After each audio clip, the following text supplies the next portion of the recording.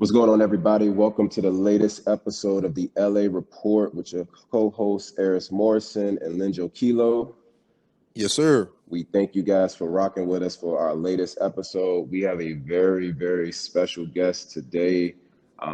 This young woman is a dynamic, passionate inspiration to so many out there because she deals in two areas in which we all have major questions and major concerns, and she's going to be really just discussing with us some of the questions that you guys sent us. So we want to thank you for that.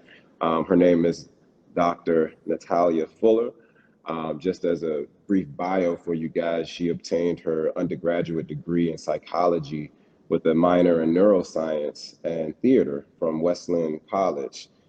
She has her MA from Walden University, specializing in children and adolescence counseling and sex education. She holds a medical degree from Washington University of Health and Science. She's certified as a sex therapist by the American Association of Sex Educators, Counselors, and Therapists, also known as AASECT, through the Modern Sex Therapy Institute. As a doctor and a sex therapist, she has expertise and experience working with a wide range of sexual and relationship issues. So that's what we're really going to touch and get into. She specializes in working with individuals with mental health, sex education, discordant desire with and infidelity in couples, sexual dysfunction and anxiety, and last but not least, sexual compulsivity. There is literally no question or concern that she has told us that she is not willing to tackle. So we're excited to get right into it. And without further ado, Dr. Fuller. Hey guys, that was a great introduction. Thank you. Hallelujah. It was very good. We appreciate you for coming on to the show today. We got so many questions from our audience once we told them that we were going to be having an actual sex therapist who also specializes in the field of mental health. I think people were like blown away that those two things can actually be linked. And so we're very excited to kind of get right into it with you. And if you could just, if you wanted to touch back on a little bit of your background, or just, just starting off with what kind of made you even get into sex therapy, if you would. You know what? I kind of fell into it, but actually thinking back now as I'm reflecting, my mom really, when I was growing up, she really talked a lot about sex education to me at a very young age. And so I wouldn't say I was exposed to sex as far as porn at a young age, but I was exposed to sex. Like I knew what it was at a young age. And as I grew up, like middle school, high school, I started reading books like Zane and Fly Girl, and there was a lot of sex in those books. And I started to explore my own sexuality, watching porn and different things like that. And then I started doing research. When I was in high school, I was researching things I probably had no business researching, but I was just very curious. And my friends would come to me, like they were sexually active, and they'd be like, oh, well, how do you do this? And how do you put on a condom? And I would teach them these things, even though I was not sexually active at the time. I was just interested in those things. So when I got to college, well, actually, I was doing my master's at the time. I was doing family and marriage counseling. And I decided that I did not want to work in that subspecialty. And so my mentor, he was like, you know what, you did this great report about human sexuality, and I did something on like low high libido. And he was like, I really think that you should consider being a sex therapist. And at the time I was like 22, maybe 23. I didn't even know what a sex therapist was. And I was like, oh, that's a real field to get into. So I started doing research, and there were schools for it, and I applied and I went to school. And then I didn't really have time to focus on that career because then I went to medical school, and then that took up all my time. So once I graduated in 2018, I said, you know what? Mental health and sex are more linked than people think that they are. You can't have good sex if your mental is not there. If you're not focused on having good sex, if you're not all mentally there, you will not have good sex. So once I realized how the two were linked, I said, you know what? I'm going to start a business that mixes my two passions. sex therapy and psychiatry, and that's what I've done. I created Mind Body Sex. Mm. Yes, that is awesome. If you can tell us a little bit more about mind body sex, just as you said, this is those they blended in your passions and you've created a business model from those things. If you can touch just a little bit about that. Absolutely. So what I wanted to do with Mind Body Sex is I'm schooling you on everything pertaining to sex and mental health. So we're not just talking about Karma Sutra, because when people think of sex, they think of sex positions, they think of just the act itself. We're speaking about intimacy, we're talking about safe sex practices, and then we're getting into the mental health on as far as how are you perceiving yourself? How are you perceiving your partner? Are you in a good headspace to have sex? Are you dealing with anxiety? Are you dealing with PTSD, post traumatic stress disorder? Are you bipolar? What other things are you dealing with mentally, so that you can take away that blockage and make sure that you have a healthy mental health, and that you can have good sex. And that's Hmm. powerful right there. I don't think a lot of people consider those factors, specifically mental health. A lot of people I think just think it's such a physical dynamic that they don't take the mental aspect into consideration. Absolutely. Absolutely. Yeah, definitely. Like I could even say within myself that, of course, I know I kind of knew that your mental did play a part, but to me, I didn't think it was that big a deal. I just figured that if I know how to use my penis, then I think I can do a good job. But as I've Right. gotten older, I realized that being able to mentally stimulate someone or mentally be there with someone can make it far more enjoyable, like down the line. So it's powerful that you even mentioned that here. Absolutely. You're absolutely right. That is correct. Yeah, for sure. So, So we'll get into some of the questions that the audience asked. Andrew, you want to tackle want to ask her a couple of the questions that we had from the audience? yeah, sure. Okay. The first question, the one that really caught my eye is, what does an orgasm look like for a woman? And Mm. is every woman capable of having one? Absolutely. So every woman is capable of having one. But I would say, did you come has to be a question that looms over everybody when they're having sex, especially between the ages of like 18 to 30. So for guys, it's actually really not that difficult to recognize if a woman has an orgasm. It's actually fairly easy if you're paying attention. So I think the statistics bog men down and women, because 1/3 to 2/3 of women say they faked an orgasm at least once.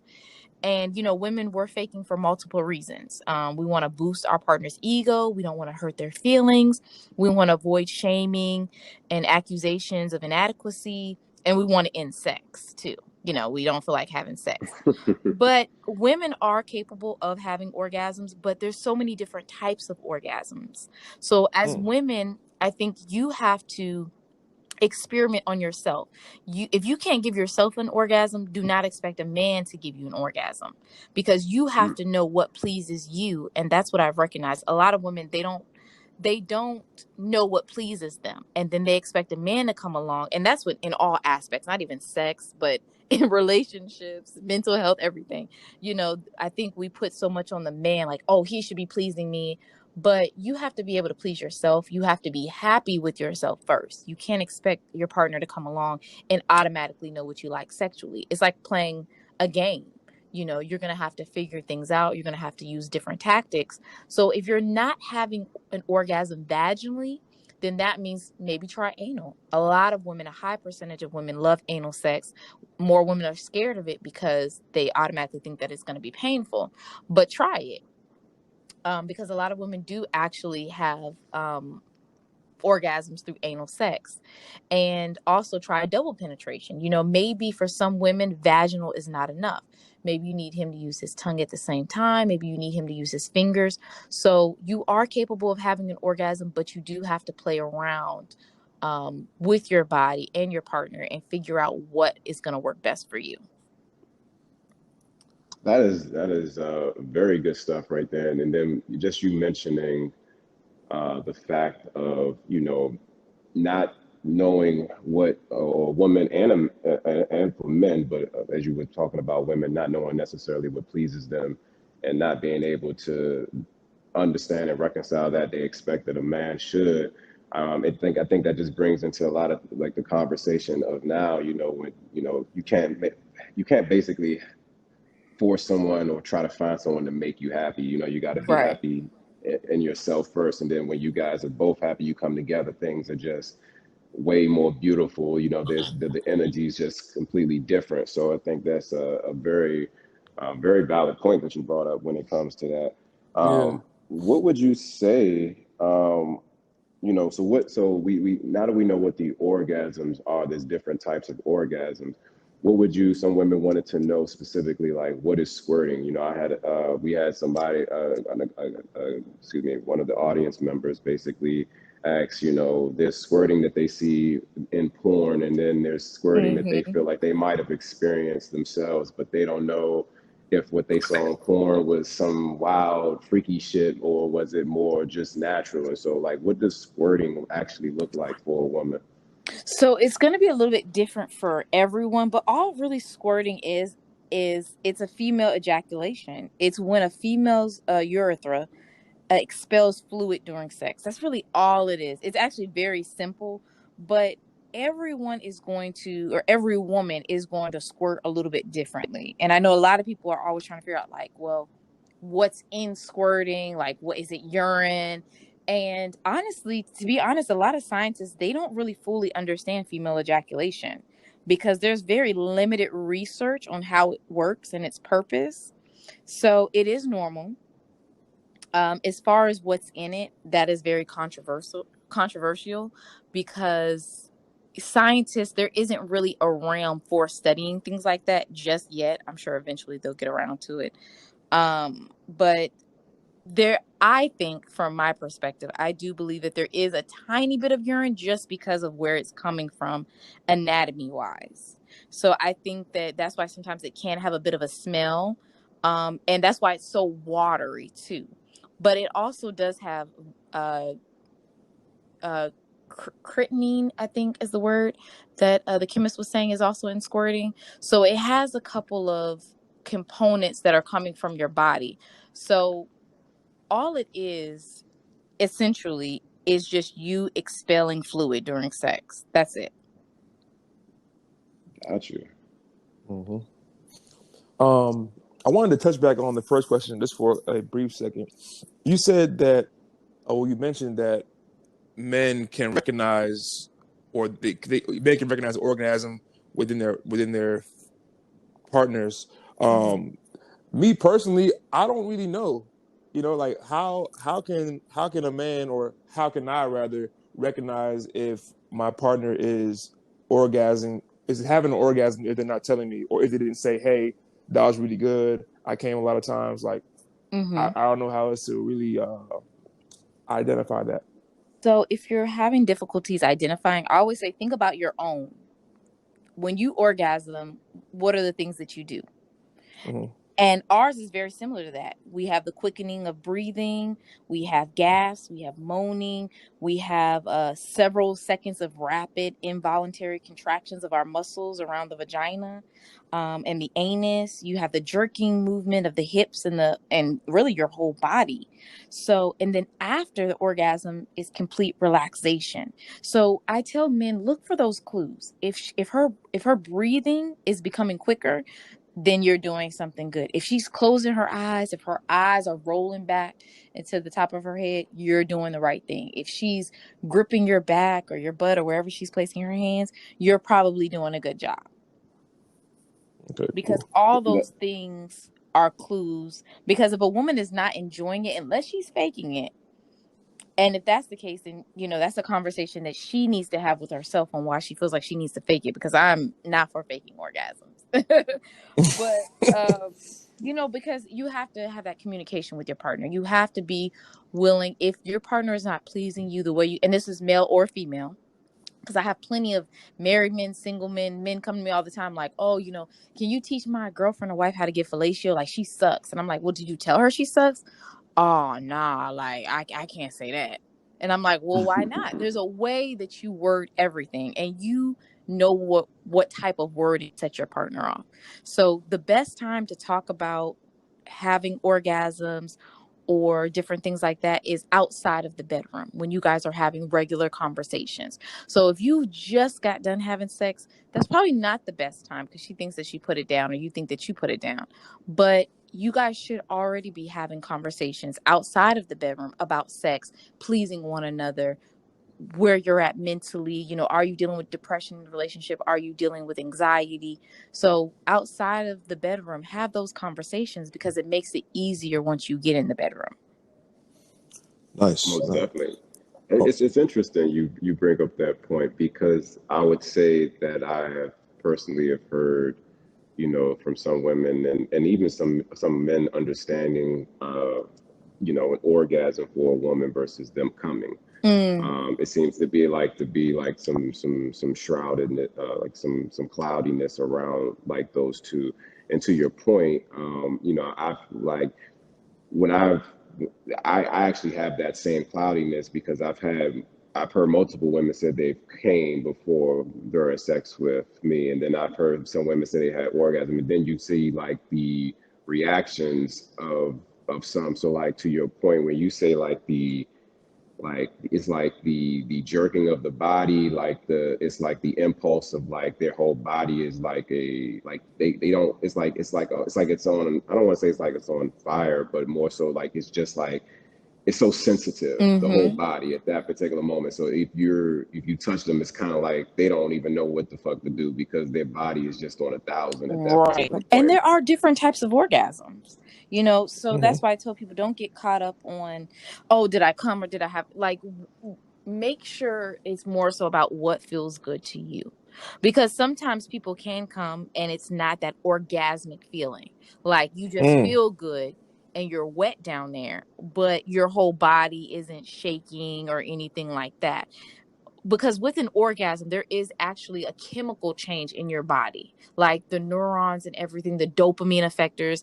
So it is a huge difference when you have an orgasm and when you're just coming, because women, we can make ourselves come, but we didn't necessarily maybe have an orgasm or reach the point of climax is the other word that we like to use. All right. Okay. So, just for clarity, so what exactly is a climax? Does that mean like a woman when she comes like multiple times throughout a session, or what exactly is that? Because So I've always she wondered myself. Yeah, so the point of climax, guys, of course, is just ejaculation, fluid from the penis, semen.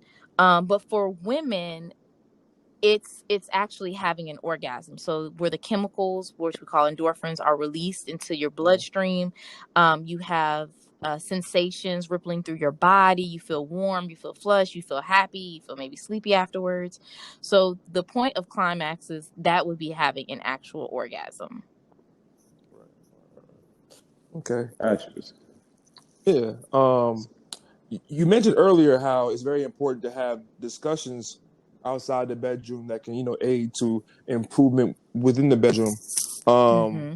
so, based off your expertise, what are the top 5 items that couples can use or things that they can do to spice up their sex in the bedroom? So, one, I always say communication. If you and your partner are lacking communication in the bedroom, you're probably lacking communication in other activities in your relation or other issues in your relationship. And a lot of people think, like you said earlier, they put sex separate, but it's really not, because if you guys are arguing and bickering, and most likely someone's not going to really feel like having sex, you're not going to really want to have sex. There's that whole porn thing where it's like angry sex, and yeah, it is a real thing. Like people do have like angry sex and it feels good for the moment, but then afterwards, I mean, they're back to arguing and bickering. So I always tell people, if you're trying to spice things up in the bedroom, one, how is your communication? Are you guys communicating? Are you asking your partner how they're feeling? This is male or female. Are you asking your partner how they're feeling? Are you asking them how their day was at work? Are you asking them what are some things that you can do better? So what I have my couples do is we have I call them like checkpoints or checkups. And so I tell them every couple of months, it doesn't have to be a once a week thing, a once a month thing, just every now and then. I would say at least do this maybe 4 times a year, where you sit down with your partner and you say, hey, how is our relationship on a scale of 1 to 10? How do you feel like our relationship is going? What do you feel like I can improve on? And then you tell them what you think that they can improve on. And it's just really a checkup of your relationship. Are you satisfied? Am I pleasing you? What could I do better to please you? What do you need in this relationship that I might be lacking? And so that's one, communication. And then two, we want to get into intimacy, which I feel like with millennials, we really lack on intimacy. No one taught us how to be intimate. And this is what you do before or after sex. Are you guys cooking together? Are you guys laughing together? Are you guys cuddling? Massages? What are you guys doing before you have sex that is just bringing you together? And an activity I like to have my couples do, which they find kind of very hard, depending on where they're at in their relationship, is I tell them to lay naked, but don't have sex. So you guys are both just butt naked in the bed, on the couch, wherever you guys are butt naked at, and you're facing each other and you're just like cuddling, but you're naked. Some people it's hard to do, so they do it with clothes on. But I feel like once you get to a certain point in your relationship, you should be able to lay next to each other naked without feeling like you just need to have sex with a person, like where you can really just talk, cuddle, have a conversation, and then let it lead into sex, but at least give it like 5 to 10 minutes. So that is the activity I give my couples to do to build intimacy. And actually it's also aligning your chakras that you have in your body, but that's a whole different topic. But yeah, so that and then once you've gotten to that point, let's say you've done the communication, you did the intimacy exercises, you're still looking to spice things up, I always suggest like sex cuffs, tying each other up. That's so much fun. But not only about is it fun, it also builds trust. Because anytime you allow somebody to tie you up and think that they're not going to harm you, or look through your phone, because that's the thing what a lot of men worry about is, oh, well, she gonna tie me up and look through my phone. That builds trust. So sex cuffs, something that feels great for the guys. We have a penis ring with a vibrator. Guys love those things, especially guys that have larger penises. That also helps kind of make it easier for the woman, because I get that question a lot. Oh, I'm dealing with a guy that's very well endowed. Sex penises or penis rings with vibrators, they feel great for guys and they help if the guy is very well endowed. And then sex ramps are always fun. Any sexual type of furniture, um, swings, all that stuff is going to help spice up the relationship and keep it spontaneous. Okay. And that brings us to a. Oh, go ahead. No, I'm sorry. Go ahead, bro. Oh no, I was going to say, just bringing to that question. So how do you?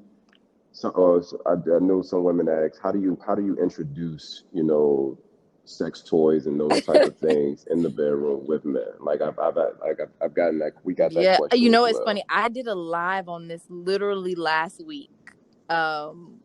About Okay. how you introduce sex toys. So it's so funny that you asked that question, because that I did not realize that was such a lot of people wanted to know that, like, that was such a big question. So you have to gauge your partner and know who you're dealing with first. Because some men feel that sex toys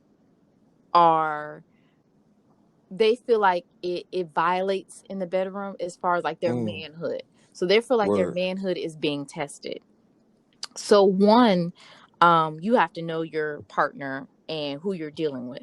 So I always tell people, bring it up outside the bedroom. Anytime you're having a sexual conversation, try and bring it up outside the bedroom. So for women, we have the tendency sometimes to get frustrated when we want something and it's not being done. So ladies, you don't want to bring it up when you're sexually frustrated, when you're angry, because it's not going to come off right. So you don't want to be like, well, damn, we never do anything exciting, or I wish we would do this because so-and-so does this. You need to bring it up maybe after you guys have already had sex. So let's say you've already had sex and you're like, babe, last night was amazing, or this morning was amazing. I love it when you do ... Have you ever thought about bringing in a sex toy, or can we bring in a sex toy? And then some men are going to be like, okay, cool. What did you have in mind? And some men might be like, well, don't I do enough for you in the bedroom? And then that's when you need to reassure your partner and say, yes, but I would like to explore whatever sex toy you want to explore. And start small. If your partner is not into sex toys, you have to start small. And when I say start small, I mean like handcuffs or blindfolds. I always tell them use blindfolds first. Or a bullet vibrator. There's like these little bullet vibrators. They're great for clitoral stimulation for the women, and they're really small because I think anything too big, especially if the man is having second thoughts, is gonna kind of scare him. So if you start off with just like letting him blindfold you, or like some handcuffs, or letting him tie you up, or like a bullet vibrator, then you can slowly work your thing up to like the sex ramps and the swings and to the really freaky stuff that they have, the balls and all that stuff. But start small first and just have an open conversation. Let him know why you want to bring a toy into the bedroom, and let him know, statistically speaking, a lot of people, when they bring toys into the bedroom, they rate their sex lives as better than those who don't have sex toys in the bedroom. Most definitely. So I got a quick question as we, maybe veering towards more so like some still staying in the realm of the, obviously sex therapy role, but also just dabbling into the mental health aspect. So like, what do you think? What are your thoughts on open relationships and their effects on people's mental health? So I know a lot of people, specifically guys, may want that, but they can't handle the thought of the woman doing, the exact same thing that they're Mm-hmm. doing, and those type of things, and just vice versa, women wanting it or not, women wanting it or not wanting it, but not being able to handle those expectations of what really happens in them. So like, what are your thoughts on it, and is it possible for it to work? How Mm-hmm. successful, and any statistics you might have So on I that? actually work with two couples now that are actually like 20 years older than me. Um, and they're both in an open relationship. And it's very interesting I actually love open relationships. Um, I think the dynamic of them can be very successful if done properly. And so it also depends on the individual because it's not going to work for everybody. So the couples I have right now, one of the couples were married for 20 years, and husband and wife, and they're bringing on a girlfriend. The other couple, husband and wife, they've only been married maybe like 8 years, and she's bringing on a boyfriend, and the husband is Whoa. okay. Yes. And see, this is the thing. It's so, and I want to actually get them on a live one day, but I always worry about my patients. Of course, when you go down that rabbit hole, of course, their identity and everything like that. So, but one Mm-hmm. is willing to do it, so I might do a live one day with them. But what I've actually learned from them is that it's not for everyone. You have to really, when I say be open, I mean you have to really be 100% open when you decide to do an open relationship, or polygamy, essentially a polyamorous relationship. So people that have mental illness, I don't think it's a good idea for them, depending on what type of mental illness that they have, because having an open relationship is it's a lot of dynamics that go into it. So it can really bring you instant anxiety when you think about it. And for those that don't know what a polyamorous relationship means, it means you have multiple relationships that are both emotional as well as sexual. So there is no primary, like both of these people are your partners essentially. So I've seen them work, um, but it worked because both partners wanted it. And I think a lot of guys think that they want a polyamorous relationship, but I don't think mentally they realize how much work it takes, because you have not just one woman that you're pleasing, you have two women that you're pleasing, or a woman and a man. You have two people that you are pleasing.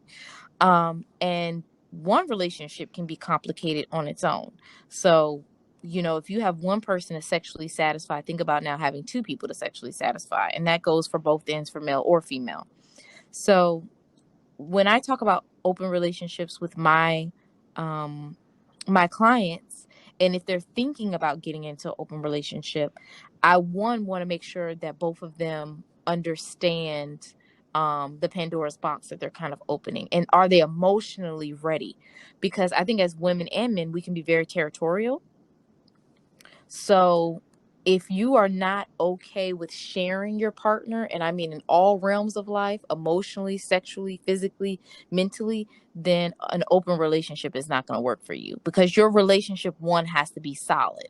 So if you currently have problems in your relationship, opening it and allowing others will not fix your problem. It's only going to make it worse.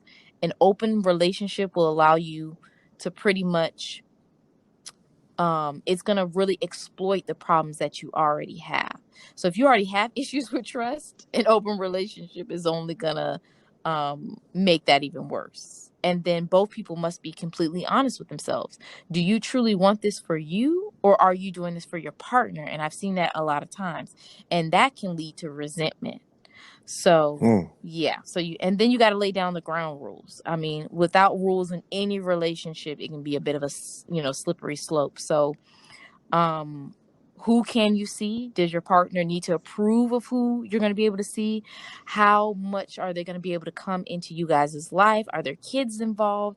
I mean, we can go on for sessions and sessions about how the open relationship and what to expect. But as far as mentally, the mental health part, you really have to be careful, because it does bring out the anxiety. It'll bring out the depression if you don't have a solid relationship, because it's trust. And if your trust is already weakened or broken, it's only going to make it worse. Word. That's very powerful. I appreciate you explaining that, because I think there's a lot of men, more so than women probably, that definitely are interested in open Mm-hmm. relationships. And you know, actually, I'm sure you've seen and possibly heard the video. I can't think, what was the guy's It's name, Brother Joe? Deval Ellis and Kadeen Ellis. They're Oh, known yeah. as known as Yeah, the I Ellises saw on that Instagram. video about, and that's the thing. You have to just be, I actually really like that video. One of two things, because he was open and honest about how he felt Hmm. being in that relationship. And I think as women, as we get older, we have to, things change, our bodies change, kids change, and you have to really be honest with yourself. Okay, if you don't want to be in an open relationship, but can you still please your husband sexually? And do you want to please him sexually? Because things change after you have kids. And a lot of women, they don't feel like having sex. They don't want to have sex. Your libido is not the same as when you were 20. And it even changes again. Women, we actually hit our sexual peak in our 40s. Hmm. So then they'll probably be at a better playing field once she hits around 40, 41, 42, because her sexual peak will start then. Um, that was a very open and honest conversation that they had. And I actually really liked it, and I actually sided with him a little bit more than I sided with her. With that, because I think as women, we kind of sometimes live a little bit in la la land about our expectations with our spouses because of our childhood and what we're taught. We're Hmm. taught that polygamy is Mm, wrong and bad. But once you do research, even myself, I was very ignorant to it. And once I started doing research on it, there's tribes in Africa that practice polygamy, and they see the benefits of it. So there are benefits, and there are more couples. I don't have the statistics on how many couples are doing polygamy, but there is actually more people out here than you think.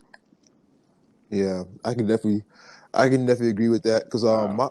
my grandfather, um, he had four wives. But quick background: I'm from Cameroon. So men back then did things a little bit differently than men in America now. So Mm-hmm. um, being a descendant from a polygamous relationship, I kind of had different views on it. But then I quickly Right. realized that I can't put the African mindset into an American space, if that Right. makes sense. And are you Like, doing it for selfish reasons too? Because a lot of right, men that right. want polygamy, they want it for sex. They're just Yeah, worried about definitely. how much sex they can have, and they just want a different woman. But can you really handle two women when you are having to feed them spiritually, emotionally, physically, everything? And that's where it can get overwhelming. Yeah, yeah, I agree. Honestly, like, I've had convos with, like, some of my uncles, because I never got a chance to meet my grandfather, 'cause he passed like years ago before I was born. Mm-hmm. And when they would explain to me all the work that he had to put in to, like, deal with, all the while, I said, man, I don't know if I want that. I don't know if I want to Yeah. deal with, 2, 3, 4 different personalities, different emotions. Like me personally, I can't. So, my aspirations for that kind of died down by the time I got to like 22.